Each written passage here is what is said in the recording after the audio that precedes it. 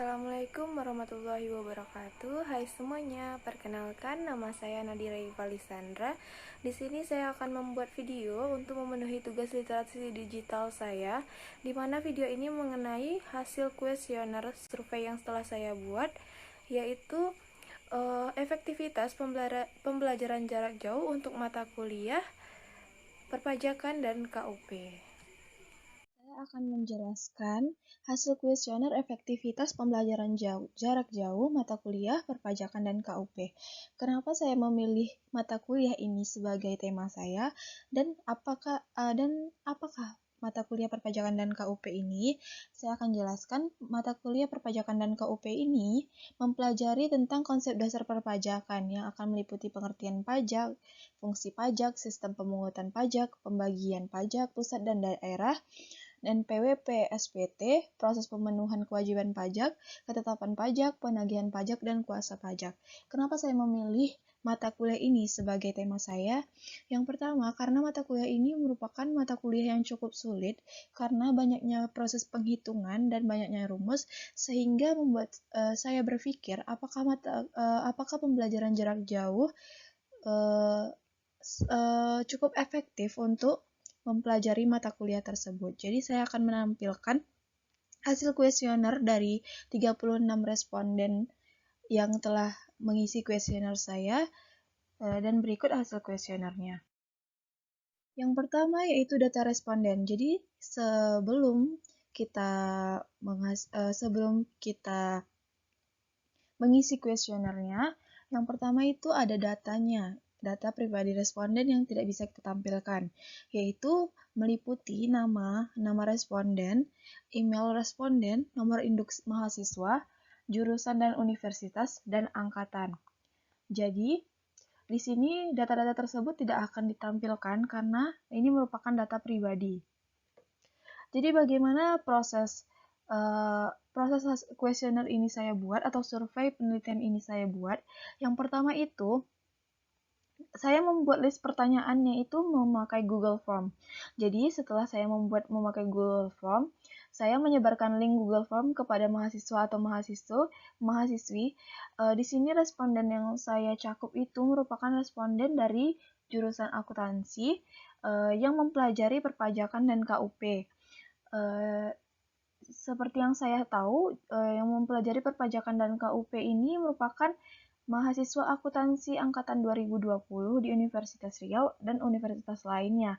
Karena tahun sebelumnya itu tidak ada mata kuliah perpajakan dan KUP. Yang ada itu hanya perpajakan saja. Sekarang adanya perpajakan dan KUP.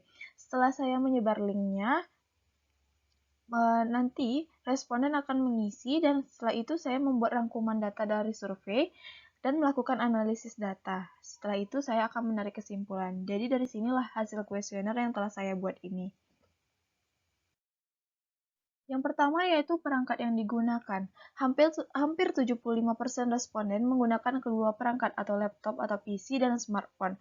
Karena kedua perangkat ini cukup dibutuhkan saat proses pembelajaran jarak jauh ini. Jadi terdapat juga mahasiswa yang hanya menggunakan laptop atau hanya menggunakan smartphone. Setelah itu, yang itu platform yang digunakan. Dalam mata kuliah perpajakan dan KUP ini, yang paling banyak digunakan yaitu Google Classroom. Jadi hampir 94,4% responden menggunakan platform Google Classroom sebagai media pembelajaran jarak jauh. Apakah platform ini merupakan platform yang paling efektif? Coba kita lihat di selanjutnya. Platform yang paling efektif yang dipilih mahasiswa yaitu platform Zoom. Platform Zoom ini merupakan hubungan antara mahasiswa dengan dosen itu. Jadi, hampir 86,1% responden itu memilih Zoom. Kenapa Zoom ini sangat efektif? Yaitu karena Zoom ini bisa jadi dari Zoom ini dosen itu akan menjelaskan dan kita akan bertanya secara langsung. Jadi kenapa Google Classroom tadi itu tidak berjalan efektif karena rata-rata dari yang saya ketahui, dari Google Classroom itu hanya diberikan bahan ajar, tidak dijelaskan bagaimana cara mengajarkan itu, bagaimana cara mengaplikasikannya ke dalam praktiknya. Di sini saya juga membuat kuesioner kuota yang dihabiskan untuk mempelajari mata kuliah tersebut. 47,2% responden memilih kuota yang dihabiskan lebih dari 15 GB. Jadi, kuota yang dihabiskan untuk pembelajaran jarak jauh ini cukup lumayan banyak dan cukup menyita finansial tentunya. Setelah itu metode yang efektif. Jadi metode yang efektif di sini itu dipilih yang paling banyak yaitu penjelasan materi secara detail dari dosen via Google Meet atau Zoom. Kenapa ini metode yang paling banyak dipilih?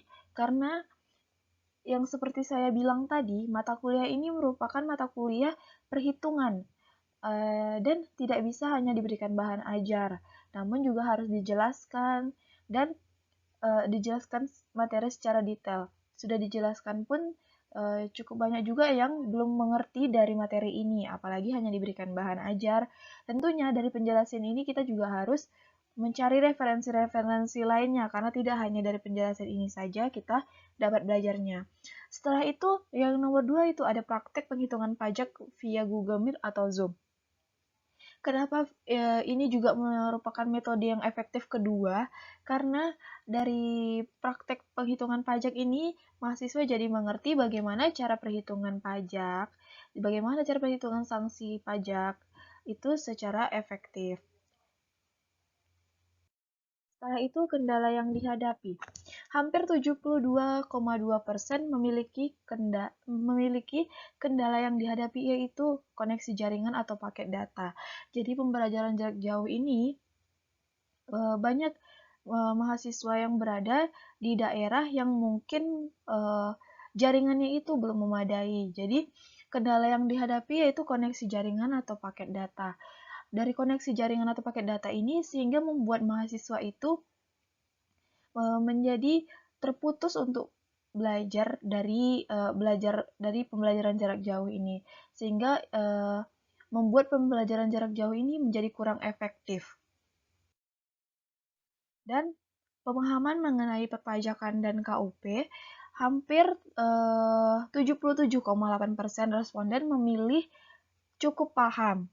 Namun masih sedikit yang memilih sudah paham mengenai perpajakan dan KUP dengan metode pembelajaran jarak jauh ini.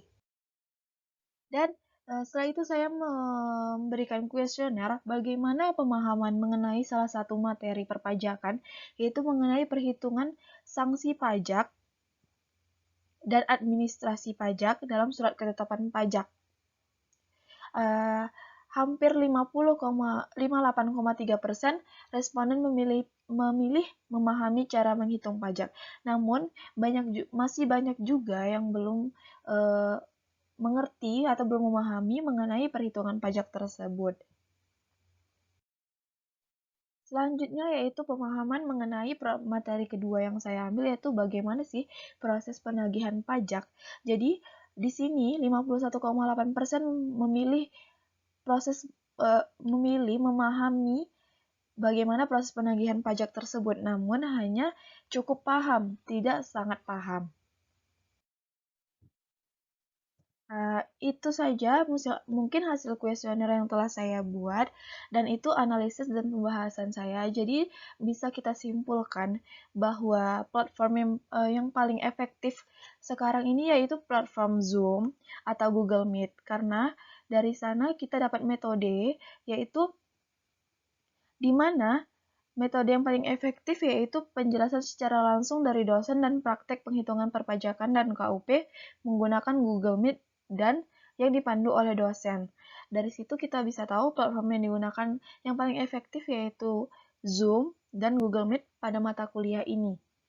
Setelah itu, bisa kita simpulkan juga kuota yang dihabiskan itu lumayan banyak, yaitu hampir lebih dari 15 GB dalam mempelajari mata kuliah ini.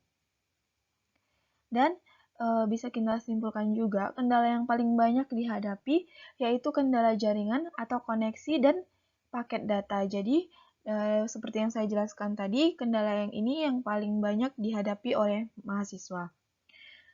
Mahasiswa cukup paham dalam memahami mata kuliah perpajakan dan KUP secara daring, namun masih sedikit mahasiswa yang sudah benar-benar paham mata kuliah ini dengan metode pembelajaran jarak jauh.